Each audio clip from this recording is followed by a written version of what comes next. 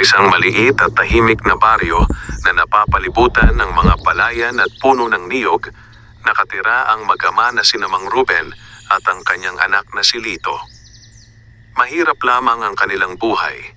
Ang kanilang bahay ay yari sa kawayan at pawid, nakatayo sa gilid ng isang makitid na daan na madalas daanan ng mga magsasaka at sabongero tuwing araw ng linggo. Si Mang Ruben ay dating sabongero noong kabataan niya.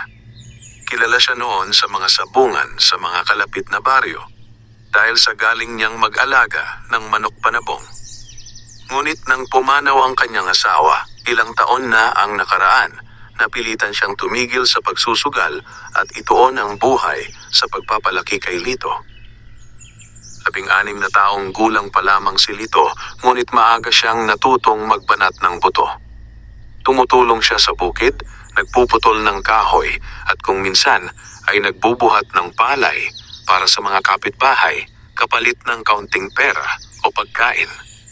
Isang umaga, habang papauwi ang mag-ama mula sa palengke, napansin ni Lito ang isang maliit na bagay na gumagalaw sa gilid ng daan. "Tay, sandali po," sabi ni Lito. Huminto si Mang Ruben at lumingon sa kanyang anak. Lumuhod si Lito sa tabi ng damuhan at dahan-dahang hinawi ang mga talahib. Maya-maya ay may narinig silang mahinang huni. "Peace! Peace! Peace!" Isang maliit na sisiw ang lumabas mula sa damuhan. Kulay ginto ang balahibo nito at tila nanginginig sa lamig at takot. "Isang sisiw," sabi ni Lito. "Mukhang naligaw." Lumapit si Mang Ruben at tiningnan ng sisiw. Nang makita niya ang hugis ng katawan nito at ang matalas na mga mata, agad niyang napansin na hindi ito pangkaraniwang manok. "Lito," sabi niya habang nakakunot ang noo, "mukhang sisiw ng manok panabong ito." Napangiti si Lito. "Talaga po, tay?" Tumango si Mang Ruben. Kahit matagal na siyang tumigil sa sabong, hindi niya malilimutan ang itsura ng mga sisiw na may lahi sa laban. Ngunit habang pinagmamasdan niya ang sisiw, may napansin siyang kakaiba. May nakatali sa kaliwang paa nito. Isang maliit na bagay na kumikislap sa ilalim ng araw. "Sandali," sabi ni Mang Ruben. Maingat niyang kinuha ang sisiw at dahan-dahang inangat ang paa nito. Doon niya nakita ang isang maliit na anting-anting na nakatali sa manipis na pulang sinulid. Isang agimat. Hindi ito pangkaraniwang palamuti. Mukhang matanda na ang agimat, gawa sa metal na may mga ukit na hindi agad maintindihan. "Agimat ito," bulong ni Mang Ruben. Nagulat si Lito. "Agimat? Bakit may agimat ang sisiw?" Hindi agad nakasagot si Mang Ruben. Sa buong buhay niya, nakarinig na siya ng maraming kwento tungkol sa mga sabonghero na gumagamit ng agimat para manalo sa laban. May mga nagsasabing may mga manok na binibigyan ng agimat upang hindi matalo. Ngunit hindi pa siya nakakita ng sisiw na may sariling agimat. "Tay, uwi na natin siya," sabi ni Lito. "Kawawa naman."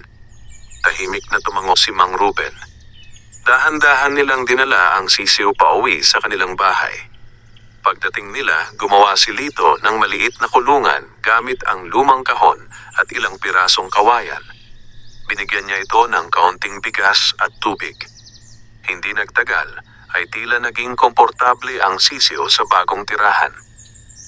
Habang pinagmamasdan nila ito, napansin ni Mang Ruben na kakaiba ang kilos ng sisiw. Kahit maliit pa ito, matalas na ang tingin nito at parang hindi natatakot sa paligid. "Tay," sabi ni Lito. "Ano kaya ang pangalan niya?" Sandaling nag-isip si Mang Ruben. "Kidlat," sagot niya. "Bakit po Kidlat?" "May kakaiba sa kanya," sabi ni Mang Ruben. "Pakiramdam ko may malaking mangyayari dahil sa sisiw na ito." Napangiti si Lito at tumango. "Mula ngayon, Kidlat na ang pangalan mo," sabi niya habang marahang hinahaplos ang ulo ng sisiw. Lumipas ang ilang oras. Habang papalubog ang araw at nagsisimula ng lumamig ang hangin, may narinig si Mang Ruben na kakaibang tunog mula sa labas ng bahay. May mga yabag, Hindi ito tunog ng kapitbahay. Parang may mga taong dahan-dahang naglalakad sa kanilang bakuran. Napakunot ang noo ni Mang Ruben. Lumapit siya sa bintana at sumilip sa labas. Sa ilalim ng puno ng mangga, may nakita siyang 3 lalaking nakatayo sa dilim. Hindi niya kilala ang mga ito. Ngunit tila may hinahanap sila. At ang mga mata nila ay nakatingin sa bahay ng mag-ama. Maya-maya ay nagsalita ang isa sa kanila. Sigurado akong dito napunta ang sisiw. Nanlamig ang pakiramdam ni Mang Ruben. Dahan-dahan siyang lumingon kay Lito na nakaupo malapit sa kulungan ni Kidlat. Sa sandaling iyon, naintindihan niyang hindi ordinaryong sisiw ang kanilang napulot sa daan. At mukhang may mga taong handang gawin ang lahat upang makuha ito. Tahimik na binulong ni Mang Ruben sa kanyang sarili. Anong lihim ang dala mo, maliit na manok? Sa labas ng kanilang bahay, patuloy na nag-uusap ang 3 lalaki sa ilalim ng dilim. At sa loob ng kulungan, ang maliit na sisiw na si Kidlat ay nakatitig lamang sa pintuan. Parang alam nito na nagsisimula pa lamang ang isang malaking kwento. Tahimik ang gabi sa baryo, ngunit ang katahimikang iyon ay tila may kasamang kaba. Sa loob ng maliit na bahay ni Mang Ruben at Lito, nakaupo ang mag-ama habang pinagmamasdan ang kulungan ng sisiw na kanilang napulot. Si Kidlat ay tahimik lamang na nakaupo sa loob ng kahon na ginawa ni Lito. Paminsan-minsan ay tumitilaok ito ng mahina at gumagalaw ang mga pakpak na tila sinusubukan ang lakas ng kanyang katawan. Ngunit hindi doon nakatuon ang isip ni Mang Ruben. Nasa labas. Sa ilalim ng puno ng mangga, ang 3 lalaking nakita niya. Lito, mahina niyang tawag. Opo, tay.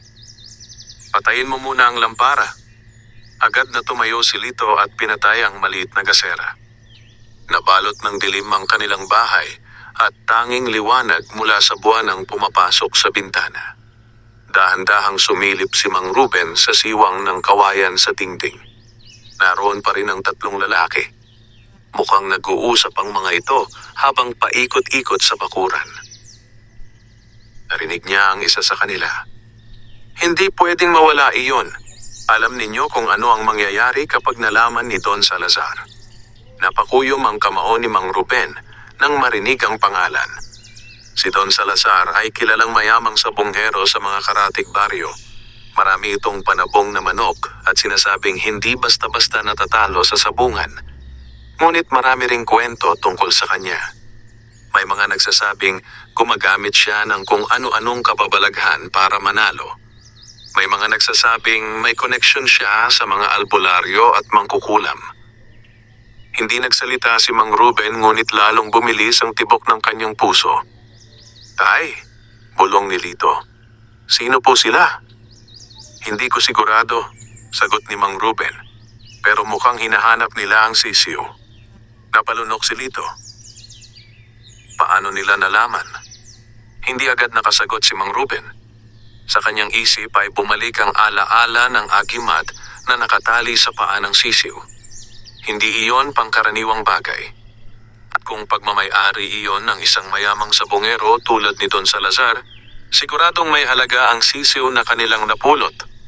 Maya-maya ay narinig nilang may yabag na papalapit sa kanilang pintuan. Dahan-dahan, parang may nagmamatyag. Napahigpit ang hawak ni Lito sa braso ng kanyang ama. Tay! Tahimik lamang si Mang Ruben. May kumatok sa pintuan. 3 beses. Tok, tok, tok. Walang nagsalita ang mag-ama. Muling kumatok ang lalaki sa labas. May tao ba dyan? Malalim na boses ang narinig nila. Tahimik pa rin si Mang Ruben. Pagkaraan ng ilang sandali ay muling nagsalita ang lalaki. May hinahanap lang kami. Baka may nakita kayong sisiw na may tali sa paa. Napatingin si Lito sa kanyang ama. Si Mang Ruben naman ay nanatiling tahimik.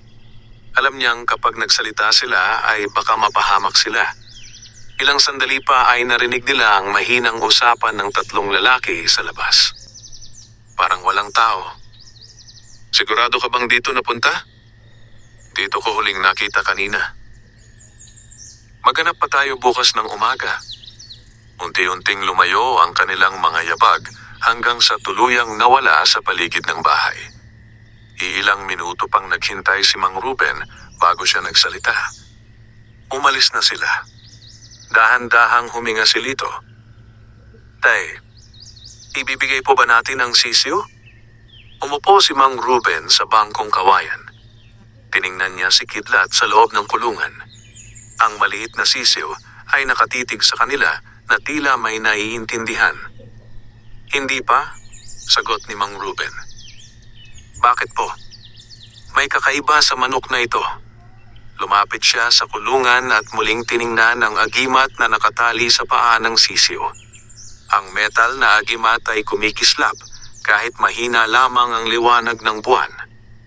Hindi basta-basta nawawala ang isang manok na may agimat, sabi niya. Tay, delikado po ba? Hindi agad sumagot si Mang Ruben.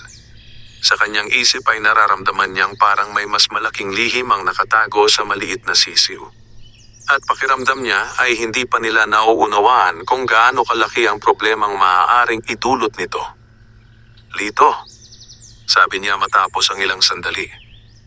Opo? Simula bukas, huwag mong ipapakita ang manok na ito sa kahit kanino. Opo, Tay. At huwag na huwag mong sasabihin na may agimat ito.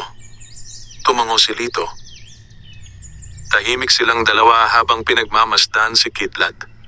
Sa labas ng kanilang bahay, muling naging tahimik ang gabi. Ngunit sa malayo, sa kabilang dulo ng baryo, may isang lalaking nakaupo sa malaking bahay na yari sa kahoy at bato. Sa kanyang harapan ay may hawla ng mga mamahaling manok panabong. At sa kanyang kamay ay may hawak na lumang anting-anting na kahawig ng nasa paa ni Kidlat. Ang lalaking iyon ay si Don Salazar. Nakakunot ang kanyang noo habang nakatingin sa kadiliman. Hanapin ninyo ang sisiw. Malamig niyang utos sa kanyang mga tauhan. Dahil kapag lumaki iyon, sandali siyang tumigil at dahan-dahang ngumiti. Iyon ang magiging pinakamalakas na manok sa buong sabungan. Sa maliit na bahay ni Mang Ruben at Lito, hindi pa alam ng mag-ama na ang simpleng pagpulot nila ng isang sisiw sa daan ay magsisimula ng isang panganib na magbabago sa kanilang buhay. Maagang nagising si Mang Ruben kinabukasan. Hindi pa sumisikat ang araw ngunit gising na gising ang kanyang diwa. Buong gabi siyang halos hindi nakatulog dahil sa mga lalaking dumating sa kanilang bakuran. Tahimik siyang bumangon upang hindi magising si Lito. Lumabas siya ng bahay at huminga ng sariwang hangin. Ang paligid ay nababalutan pa ng manipis na hamog at maririnig ang huni ng mga ibon sa malalayong puno. Ngunit ang kanyang isip ay abala sa isang bagay. Ang sisiw at ang agimat na nakatali sa paa nito. Maya-maya ay lumabas din si Lito habang kinukusot ang kanyang mga mata. Tay, gising na po kayo? Oo, sagot ni Mang Ruben. Lumapit si Lito sa maliit na kulungan na ginawa niya kagabi. Nang makita niya si Kidlat ay agad siyang napangiti. Ang sisiw ay tila masigla na. Kumakain ito ng mga butil ng bigas at paikot-ikot sa loob ng kahon. Parang malakas siya, Tay, sabi ni Lito. Tumango si Mang Ruben. May lahi talaga yan. Lumapit siya sa kulungan at maingat na kinuha ang sisiw. Tiningnan niyang mabuti ang paa nito. Naroon pa rin ang agimat. Ang maliit na metal na bagay ay may mga ukit na parang sinaunang simbolo. Lito, sabi niya. Opo? May kilala akong matandang albularyo sa kabilang baryo. Albularyo po? Oo. Napakunot ang noo ni Lito. Bakit po tayo pupunta doon? Titingnan natin kung anong klaseng agimat ito. Tahimik na tumango si Lito.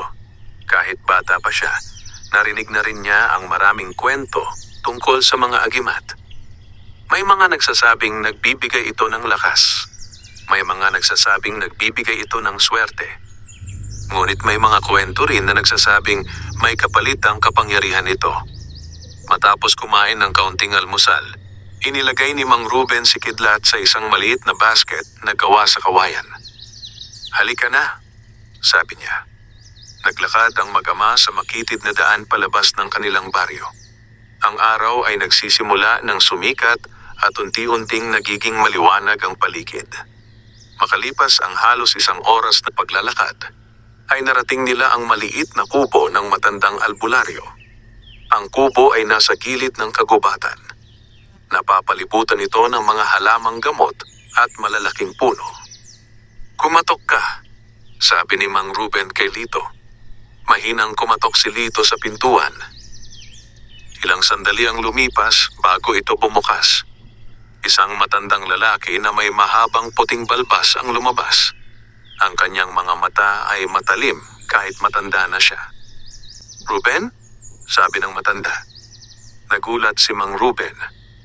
"Kilala ninyo po ako?" Ngumiti ng bahagya ang matanda. "Dati kang sabungero, kilala kita." Napahiya si Mang Ruben. "Oo nga po. Ano ang sadya ninyo?" Dahan-dahang inilabas ni Mang Ruben ang basket at ipinakita ang sisiw. Napakunot ang noo ng matandang albularyo. "Hindi ito ordinaryong manok." "Opo," sagot ni Mang Ruben. "May nakatali pong agimat sa paa." Dahan-dahang kinuha ng matanda ang sisiw. Nang makita niya ang agimat ay biglang nagbago ang kanyang mukha. "Saang lugar ninyo ito nakuha?" "Sa gilid ng daan po," sagot ni Lito. Tahimik ang matanda sa loob ng ilang sandali. Tinitigan niya ng mabuti ang agimat. "Hindi dapat nasa inyo ang manok na ito." Nagulat ang mag-ama. "Bakit po?" tanong ni Mang Ruben. Huminga ng malalim ang matandang albularyo. Ang agimat na ito ay hindi pangkaraniwang anting-anting. Hinawakan niya ang maliit na metal na bagay. Ginagamit ito sa mga manok panabong na pinapalakas sa pamamagitan ng ritual. Napatingin si Lito sa kanyang ama. "Anong ritual po?" Tahimik ang matanda bago siya sumagot. "May mga sabongero na gumagamit ng lumang paraan upang palakasin ang kanilang manok." "Anong paraan?" "Agimat." Napakunot ang noo ni Mang Ruben. Pero bakit nakatali na agad sa sisiw? Dahan-dahang umupo ang matandang albularyo. Dahil ang manok na ito ay hindi pa dapat mawala sa may-ari nito. "May-ari po?" Tumango ang matanda. "Kung tama ang hinala ko, ang sisiw na ito ay pagmamay-ari ng isang makapangyarihang sabongero. Hindi na kailangang hulaan ni Mang Ruben kung sino iyon." "Si Don Salazar po ba?" Napatingin sa kanya ang matandang albularyo. "Alam mo pala." Tahimik ang paligid ng kubo. Ang hangin ay tila biglang lumamig. "Kung si Don Salazar nga ang may-ari niyan," sabi ng matanda, "hindi siya titigil hanggat hindi niya nakukuha ang manok na yan." Napalunok si Lito. "Tay," ngunit hindi pa tapos ang matanda. Pero may mas kakaiba pa. Napatingin sa kanya ang mag-ama. "Ang agimat na ito ay hindi lamang pampalakas." "Ano po ang ibig sabihin?" Sandaling tumingin ang matanda kay Kidlat. Ang maliit na sisiw ay tahimik lamang sa kanyang kamay. "Ang manok na ito," sabi niya, "ay maaaring maging pinakamalakas na panabong na manok na makikita ninyo."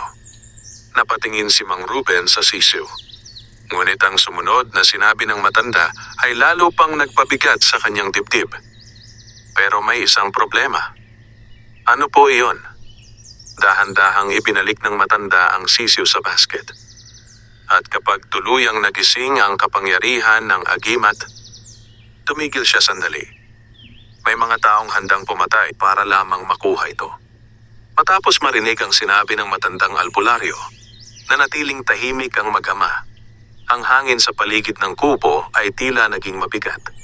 At ang mga dahon ng puno sa kagubatan ay marahang gumagalaw na parang may lihim na ibinubulong. Maingat na kinuha ni Mang Ruben ang basket na may lamang si Kidlat. "Kung ganon po," sabi niya, "ano ang dapat naming gawin?" Hindi agad sumagot ang matandang albularyo. Tumayo ito at naglakad patungo sa maliit na mesa sa loob ng kubo. May mga lumang bote ng halamang gamot, mga tuyong dahon, at ilang kakaibang bato na nakapatong doon. Matagal siyang tumingin sa agimat na nakatali sa paa ng sisiw. May 2 landas kayong maaaring piliin, sabi niya sa wakas. Napatingin sa kanya si Lito. 2 landas po? Tumango ang matanda. Una, ibalik ninyo ang manok sa tunay nitong may-ari. Kapag ginawa ninyo iyon, maaaring matapos agad ang problemang ito. Napakunot ang noo ni Mang Ruben. At ang pangalawa po, sandaling tumingin ang matanda sa kagubatan sa labas ng kanyang kubo. Palakihin ninyo ang manok. Nagulat si Lito. Palakihin po? Oo, sagot ng matanda. Ngunit hindi magiging madali ang buhay ninyo kapag iyon ang pinili ninyo. Bakit po? Dahan-dahang lumingon ang matanda kay Mang Ruben. Dahil kapag lumaki ang manok na iyan, darating ang araw na malalaman ng marami kung gaano ito kalakas. Tahimik na nakinig si Mang Ruben. Kapag nangyari iyon, patuloy ng matanda, maraming sabongero ang maghahangad na makuha siya. Napatingin si Lito kay Kidlat sa basket. Ang maliit na sisiw ay tila walang pakialam sa usapan. Patuloy lamang itong gumagalaw at sumisilip sa paligid. Pero hindi lamang mga sabongero ang problema. Dagdag pa ng matanda. Ano pa po? Tanong ni Lito. Ang agimat. Napatingin sila dalawa sa paa ng sisiw. Ang agimat na iyan ay may kapangyarihan, sabi ng matanda. Ngunit may sariling kalooban ng kapangyarihan. Hindi agad naintindihan ni Lito ang ibig sabihin nito. May sariling kalooban po. May mga agimat na hindi basta-basta sumusunod sa kahit kanino. Napatingin si Mang Ruben sa matanda. Ibig sabihin po ba, may pinipiling amo? Tumango ang matandang albularyo. Posible. Tahimik na napaisip si Mang Ruben. Habang nakatingin siya kay Kidlat, may kakaibang pakiramdam sa kanyang dibdib. Parang may nagsasabi sa kanya na hindi aksidente ang pagkakapulot nila sa sisiw na iyon. Parang may dahilan kung bakit sa kanila ito napunta. Tay, mahinang sabi ni Lito.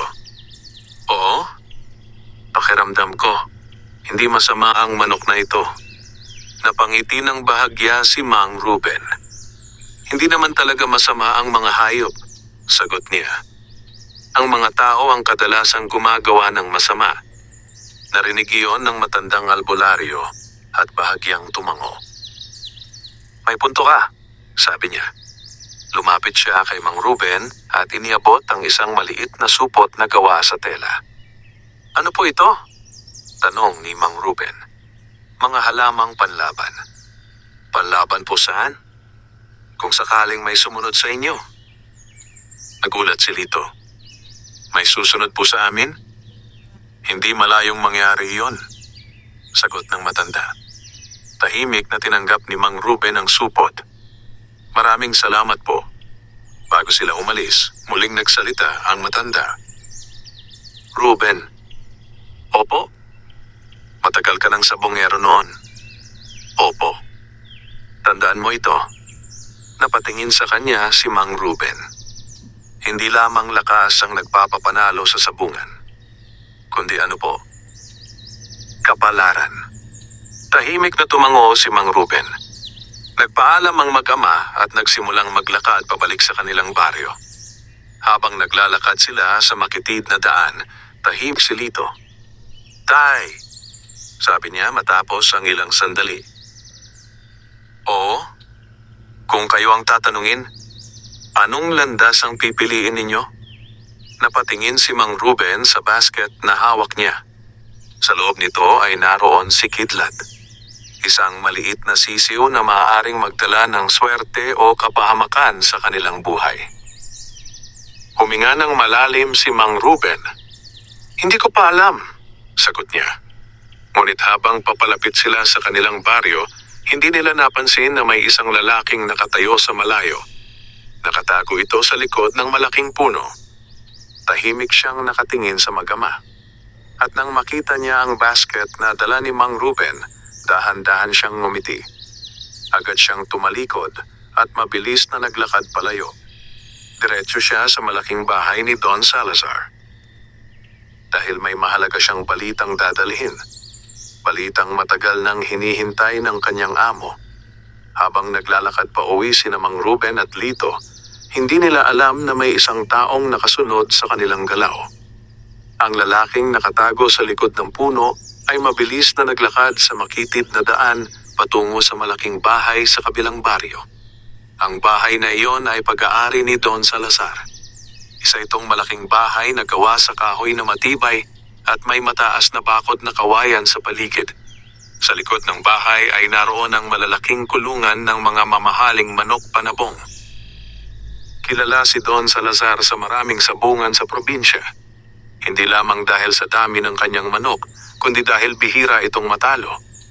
Sa loob ng kanyang bakuran, maririnig ang tilaok ng mga malalakas na manok panabong na kanyang inaalagaan. Pagdating ng lalaki sa bakuran, agad siyang sinalubong ng isa pang tauhan. "May balita ka ba?" tanong nito. Tumango ang lalaki. "Nakita ko na." "Ano?" "Ang sisiw." Nagulat ang tauhan. "Saan?" "Sa 2 taong galing sa kabilang baryo." Hindi na nagaksaya ng oras ang lalaki at agad siyang pumasok sa loob ng bahay. Sa loob ay nakaupo si Don Salazar sa isang malaking silya habang pinagmamasdan ang isa sa kanyang mga manok panabong. Malaki ang katawan ng manok at makintab ang balahibo. Halatang isa itong mahalagang panabong. "Don," sabi ng lalaki habang yumuyuko. Hindi agad nagsalita si Don Salazar. Patuloy lamang niyang pinagmamasdan ang manok sa hawla. "Ano iyon?" malamig niyang tanong. "Nakita na po namin ang nawawalang sisiw." Dahan-dahang napalingon si Don Salazar. "Sigurado ka ba?" "Opo." "Saan?" "Sa magama sa baryo ng Masagana." Napangiti ng bahagya si Don Salazar. "Magama?" "Opo. Mukhang mahirap lamang po sila." Tumayo si Don Salazar at naglakad papunta sa bintana. Sa labas ay makikita ang kanyang malawak na bakuran at ang mga kulungan ng kanyang mga panabong na manok. "Hindi nila alam kung ano ang napulot nila," sabi niya. "Gusto ninyo po bang kunin namin agad?" Tahimik na nag-isip si Don Salazar. Hindi siya isang taong padalos-dalos. Alam niyang ang sisiw na iyon ay espesyal at ayaw niyang magkamali sa pagkuha nito. "Hindi muna," sabi niya. Nagulat ang tauhan. "Bakit po?" "Kung basta ninyo kukunin iyon, maaaring magtaka ang mga tao." Tumahimik ang lalaki. "Pero Don, kung lumaki ang manok na iyon." Tumigil siya sa pagsasalita.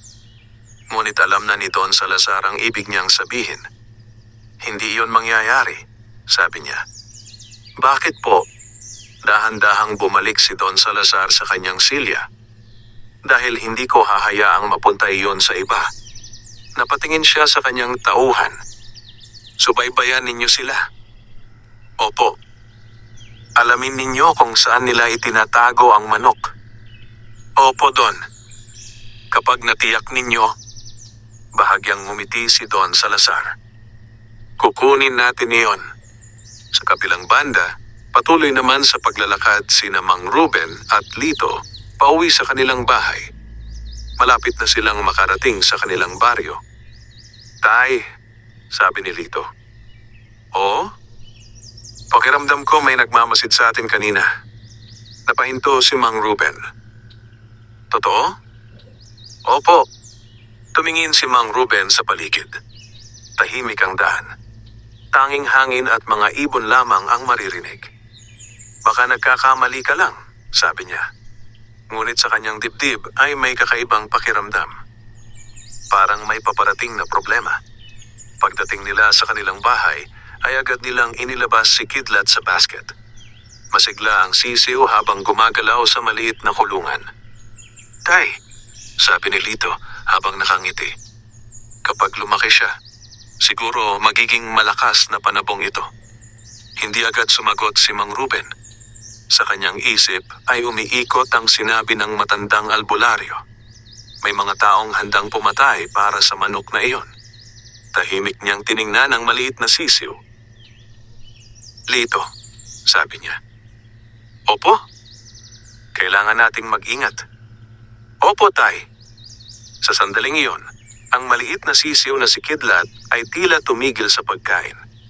Dahan-dahan itong tumingala sa direksyon ng daan sa labas ng bahay. Parang may naramdaman ito. Sa malayo, sa likod ng mga puno ng saging, may dalawang lalaking tahimik na nakatingin sa bahay ng mag-ama. Mga tauhan ni Don Salazar. At alam nilang naroon na ang manok na kanilang hinahanap. Ang manok na maaaring maging pinakamalakas na panabong sa buong lugar. At handa silang gawin ang lahat upang makuha ito. Lumipas ang ilang araw matapos makauwi sina Mang Ruben at Lito mula sa kubo ng matandang albularyo. Sa mga araw na iyon ay naging abala ang mag-ama sa pag-aalaga kay Kidlat. Unti-unti nang lumalakas ang sisiw.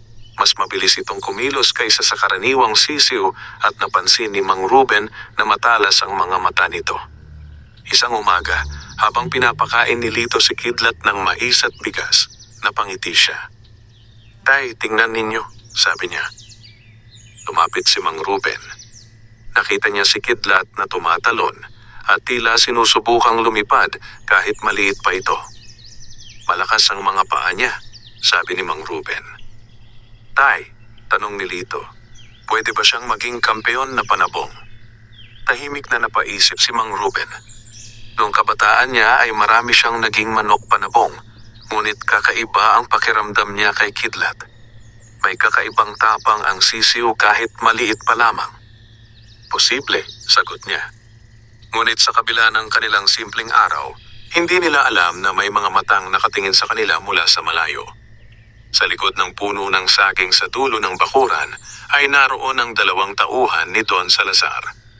Tahimik silang nagmamasid. Sigurado ka bang yan ang manok? Tanong ng isa. Oo, sagot ng isa. Kita mo ang tali sa paa. Napansin nila ang maliit na agimat na nakatali sa paa ni Kidlat. Iyon nga, sabi ng isa. Sabihan na natin si Don. Ngunit pinigilan siya ng kasama niya. Hindi pa. Bakit? Sinabi ni Don na siguraduhin muna natin kung saan nila ito tinatago sa gabi. Tahimik silang naghintay habang pinagmamasdan ng mag-ama. Sa loob ng bahay, hindi alam ni Mang Ruben na may nagmamasid sa kanila. Abala si Lito sa paglilinis ng kulungan ni Kidlat habang si Mang Ruben naman ay naghahanda ng pagkain. Lumipas ang maghapon. Nang dumating ang gabi ay inilagay nila si Kidlat sa loob ng bahay upang masigurong ligtas ito. Tay, sabi ni Lito habang nakahiga sa banig. Oo? Pakiramdam ko masyadong espesyal ang manok na ito. Tahimik na napangiti si Mang Ruben. Marahil. Paano kung kunin siya ng mga tauhan ni Don Salazar? Sandaling natahimik si Mang Ruben. Hindi natin sila hahayaang gawin iyon. Ngunit sa labas ng kanilang bahay, dahan-dahang gumagalaw ang dalawang anino sa dilim. Lumapit ang mga tauhan ni Don Salazar sa bakuran. Tahimik silang naglalakad upang hindi marinig. Doon sa loob, bulong ng isa. Nakikita nila ang liwanag ng maliit na lampara sa bahay. Sigurado kang naroon ng manok? Oo. Lumapit sila sa bintana. Sa loob ay nakita nila ang kulungan ni Kidlat malapit sa dingding. Ngunit bago pa sila makagawa ng hakbang, biglang may narinig silang mahinang tilaok. Peace! Napatingin ang dalawang lalaki kay Kidlat. Ang sisiw ay nakatingin sa kanila. Bigla itong tumalon sa loob ng kulungan at malakas na pumalo ang pakpak. Peace! Peace! Nagising si Mang Ruben sa ingay. Agad siyang bumangon. Lito! Opo, Tay? May tao sa labas. Mabilis na lumapit si Mang Ruben sa pintuan at binuksan ito. Ngunit paglabas niya ay wala na siyang nakita. Ang dalawang tauhan ni Don Salazar ay mabilis nang tumakbo papalayo sa dilim. Tanging ang mga dahon na gumagalaw sa hangin ang naiwan sa bakuran. Napakunot ang noo ni Mang Ruben. "Tay, ano po iyon?" tanong ni Lito. "May tao dito kanina." Napatingin sila kay Kidlat. Ang sisiw ay tila kalmado na ulit. Parang alam nito na may panganib kanina. Tahimik na sinabi ni Mang Ruben, "Mukhang nagsisimula na ang problema." Sa malayo, ang dalawang tauhan ni Don Salazar ay naglalakad pabalik sa malaking bahay. "Huwag muna natin kukunin ngayon," sabi ng isa. "Bakit?" "Handa sila." "Tayong dalawa lang kasi." Tumango ang isa. "Sabihin natin kay Don." Habang papalayo sila sa baryo, hindi nila alam na ang maliit na sisiw na kanilang hinahanap ay hindi lamang simpleng manok. At ang unang pagsubok ng mag-ama ay nagsisimula pa lamang. Kinabukasan matapos ang nangyari noong gabi, maagang nagising si Mang Ruben. Hindi na siya muling nakatulog matapos niyang makita ang mga aninong gumagalaw sa kanilang bakuran. Tahimik siyang nakaupo sa labas ng bahay habang pinagmamasdan ang unti-unting pagsikat ng araw. Sa kanyang isip ay paulit-ulit na bumabalik ang sinabi ng matandang albularyo. May mga taong handang pumatay para lamang makuha ang manok na iyon. Lumabas si Lito habang hawak ang maliit na lalagyan ng pagkain ni Kidlat. "Tay, hindi pa po kayo natutulog?" tanong niya. "Kaunti lang." Lumapit si Lito sa kulungan. Masigla si Kidlat habang kumakain ng mga butil ng mais. Paminsan-minsan ay tumatalo nito at tila gustong makipaglaro kay Lito. Napangiti si Lito. "Tay, parang lalo siyang lumalakas." Tumango si Mang Ruben. Napansin din niya iyon. Kahit ilang araw pa lamang ang lumipas, ay tila mas mabilis lumaki ang sisiw kaysa sa karaniwang manok. "Lito," sabi ni Mang Ruben. "Opo, may kailangan tayong pag-usapan." Umupo si Lito sa tabi ng kanyang ama. "Tungkol po ba kay Kidlat?" "Oo." Tahimik sandali si Mang Ruben bago siya nagsalita. "May dalawang bagay tayong pwedeng gawin." "Ano po iyon?" "Ibalik natin siya kay Don Salazar o palakihin natin siya." Napatingin si Lito kay Kidlat. Tahimik siyang nag-isip. "Tay," sabi niya matapos ang ilang sandali. "Oo? Kung ibabalik natin siya, kukunin lang siya ni Don para ipanabong." Hindi sumagot si Mang Ruben. Alam niyang tama ang sinabi ng kanyang anak. "Tay, kung palalakihin natin siya, aalagaan natin siya ng maayos." Napatingin si Mang Ruben sa kanyang anak. "Hindi magiging madali iyon. Alam ko po. Posibleng may mga taong susubok kumuha sa kanya." "Opo." Tahimik muli ang mag-ama. Maya-maya ay dahan-dahang tumayo si Mang Ruben at lumapit sa kulungan. Kinuha niya si Kidlat at hinawakan ito sa kanyang kamay. Ang maliit na sisiw ay tahimik lamang. "Tingnan mo," sabi ni Mang Ruben kay Lito. Ipinakita niya ang paa ng manok kung saan nakatali ang agimat. Ang maliit na metal na agimat ay kumikislap sa liwanag ng araw. "Kapag pinili natin ang landas na ito," sabi niya, "hindi na tayo pwedeng umatras." Tumango si Lito. "Handa po ako." Napatingin si Mang Ruben sa kanyang anak. Kahit bata pa si Lito, nakikita niya ang tapang sa mga mata nito. Huminga ng malalim si Mang Ruben. "Sige," sabi niya.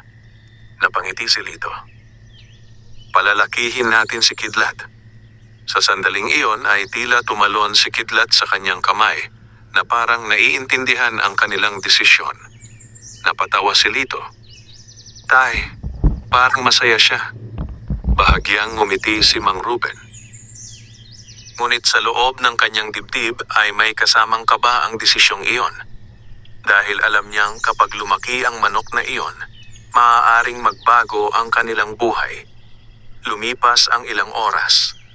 Habang nag-aayos si Mang Ruben ng kulungan sa likod ng bahay, hindi niya napansin ang dalawang lalaking nakatingin mula sa malayo.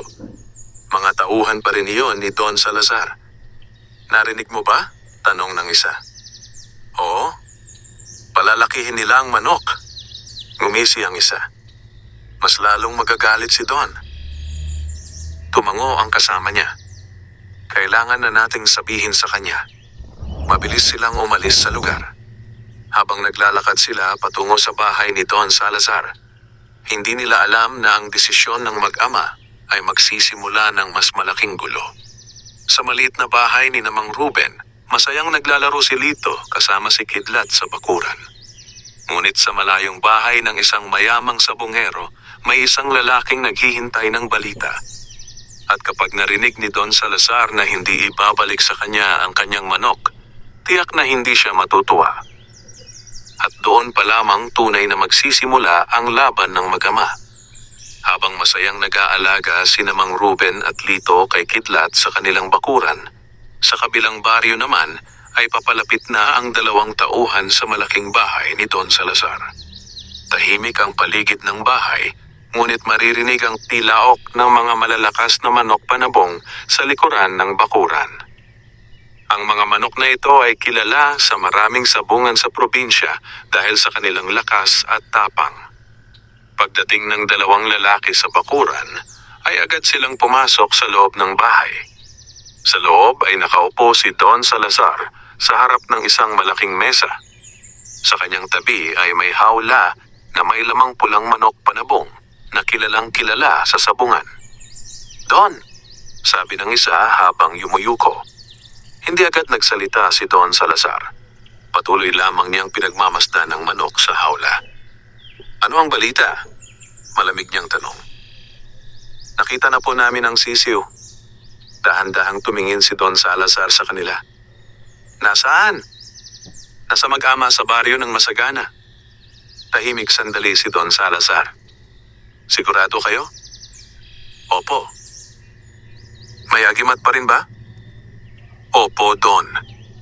Bahagyang nagbago ang ekspresyon ni Don Salazar. "Anong ginagawa nila sa manok?" Nagkatinginan ang 2 tauhan bago sumagot ang isa. "Palalakihin daw po nila."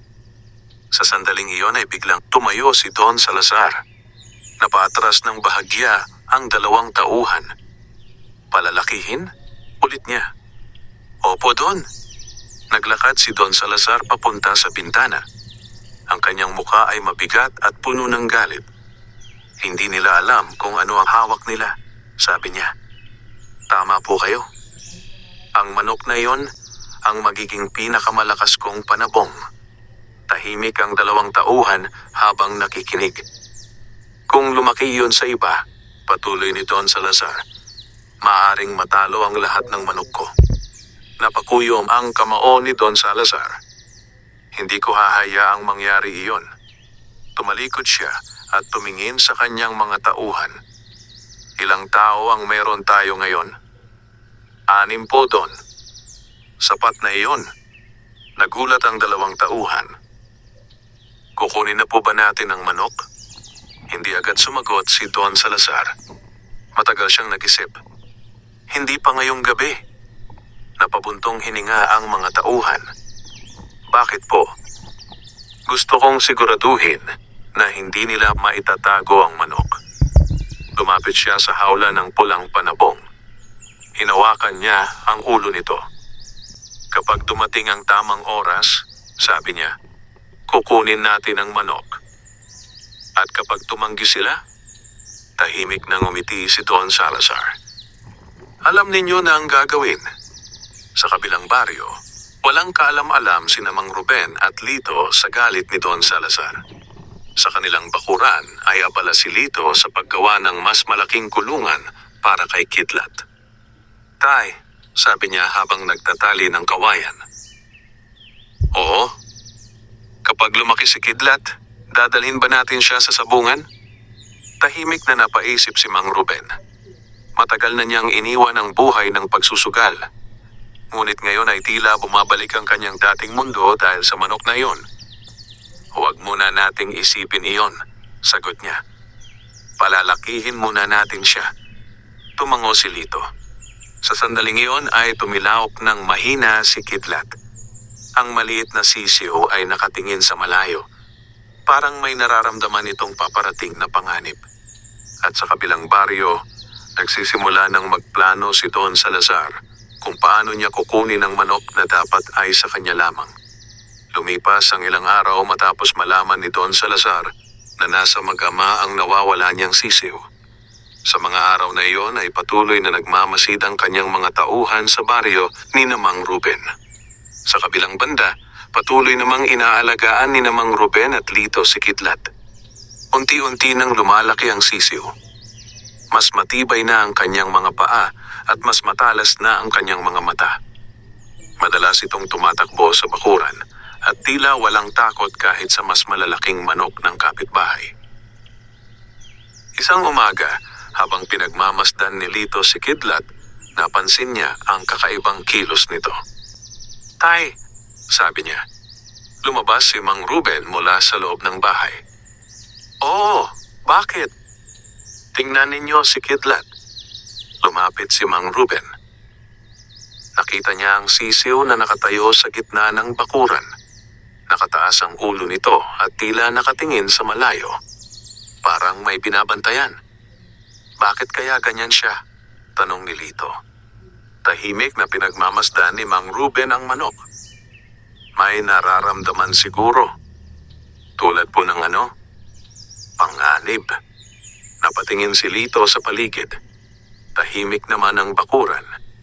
Ngunit sa dulo ng daan, sa likod ng isang malaking puno ng akasya, may dalawang lalaking nakatayo. Sila ang mga tauhan ni Don Salazar. Tahimik silang nagmamasid sa bahay ng mag-ama. Lumalaki na ang manok. Bulong ng isa. "Oo," sagot ng kasama niya. "Mas lalong magiging mahalaga iyon kay Don." Tahimik silang nagpatuloy sa pagmamasid. Sa bakuran naman ay nagsimulang mag-ehersisyo si Kidlat. Tumatalon ito at pumapalo ang mga pakpak. Napansin iyon ni Mang Ruben. "Maganda ang kilos niya," sabi niya. "Tay," tanong ni Lito, "pwede ba siyang sanayin kahit bata pa?" Sandaling nag-isip si Mang Ruben. Kaunti lamang. Lumapit siya kay Kidlat at marahang hinawakan ito. "Ang manok panabong," sabi niya kay Lito. "Kailangan hindi lamang malakas, kundi matapang." Pinakawalan niya ang sisiw sa bakuran. Pabilis itong tumakbo at tumalon. Napangiti si Lito. "Tay, parang hindi siya natatakot." Tumango si Mang Ruben. Iyan ang isa sa katangian ng malakas na panabong. Ngunit habang pinagmamasdan nila si Kidlat, may isang lalaking tahimik na lumapit sa bakod ng kanilang bakuran. Hindi nila napansin. Isa ito sa mga tauhan ni Don Salazar. Dahan-dahan siyang sumilip sa pagitan ng mga kawayan. Nakita niya si Kidlat, ang maliit na manok na may agimat sa paa. Ngumiti siya. Sigurado na, bulong niya. Mabilis siyang bumalik sa kanyang kasama. "Siya nga iyon. Ano ang gagawin natin?" "Sabihin na natin kay Don." Tumango ang isa. Ngayong gabi, mabilis silang umalis sa baryo. Habang papalayo sila, tahimik na naglalaro si Kidlat sa bakuran ng mag-ama. Hindi pa alam ni Mang Ruben at Lito na may mga taong patuloy na nagmamasid sa kanila.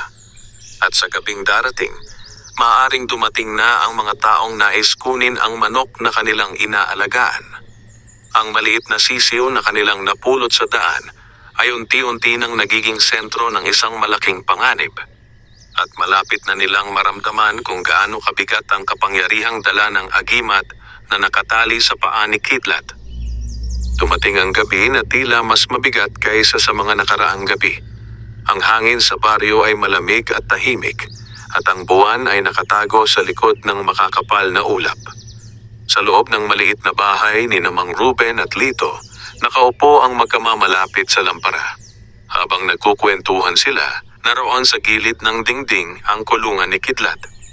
Mas malaki na ito ngayon kaysa noong unang araw nila itong napulot. Paminsan-minsan ay pumapalo ang mga pakpak nito na tila sinusubukan ang lakas ng kanyang katawan. "Tay," sabi ni Lito habang pinagmamasdan ng manok. Oo, pakiramdam ko parang may mangyayari. Napatingin si Mang Ruben sa kanyang anak. Bakit mo nasabi iyan? Hindi ko po alam. Parang kakaiba ang pakiramdam ko ngayong gabi. Tahimik na napaisip si Mang Ruben. Sa totoo lang, ganon din ang pakiramdam niya. Simula pa noong mga nakaraang araw ay parang may nagmamasid sa kanila. Ngunit wala siyang nakikitang malinaw na patunay. Lumipas ang ilang sandali. Nang tuluyang patayin ni Mang Ruben ang lampara, ay humiga na sila sa kanilang mga banig. Tahimik ang gabi. Ngunit sa labas ng kanilang bahay, may mga aninong gumagalaw sa dilim. 4 na lalaki ang dahan-dahang lumalapit sa bakuran. Mga tauhan ni Don Salazar. Tahimik silang naglalakad upang hindi marinig. Sigurado kayo na dito? Bulong ng isa. Oo, sagot ng kasama niya. Diyan sa loob ang manok. Lumapit sila sa bakod ng kawayan at dahan-dahang pumasok sa bakuran. Sa loob ng bahay ay mahimbing na natutulog si Lito. Ngunit si Mang Ruben ay nagising sa mahinang kaluskos. Dahan-dahan siyang bumangon. Tahimik siyang lumapit sa bintana at doon niya nakita ang mga anino ng 4 na lalaki sa kanilang bakuran. Nanlamig ang kanyang pakiramdam. Tama ang hinala ko, bulong niya. Lumapit siya kay Lito at marahang ginising ang kanyang anak. Lito. Nagmulat ng mata si Lito. Tay, may mga tao sa labas. Agad na nagising si Lito. Tay, sila ba? Maaaring mga tauhan ni Don Salazar. Tahimik silang nakinig. Sa labas ay naririnig ang mahihinang yabag ng mga lalaki. Unti-unti silang lumalapit sa pintuan. Tay, kukunin nila si Kidlat. Napatingin si Mang Ruben sa kulungan ng manok. Si Kidlat ay gising na rin. Ang maliit na manok ay nakatayo sa loob ng kulungan at tila alerto. Tay, ano po ang gagawin natin? Huminga ng malalim si Mang Ruben. Alam niyang hindi niya maaaring hayaang basta na lamang kunin ang manok. Dahan-dahan siyang lumapit sa pintuan. Kinuha niya ang mahabang kahoy na nasa tabi ng dingding. Sa labas ay marahang binuksan ng isa sa mga lalaki ang bakod ng kawayan. Tahimik lang, bulong nito. Habang papalapit sila sa pintuan ng bahay, biglang tumilaok si Kidlat.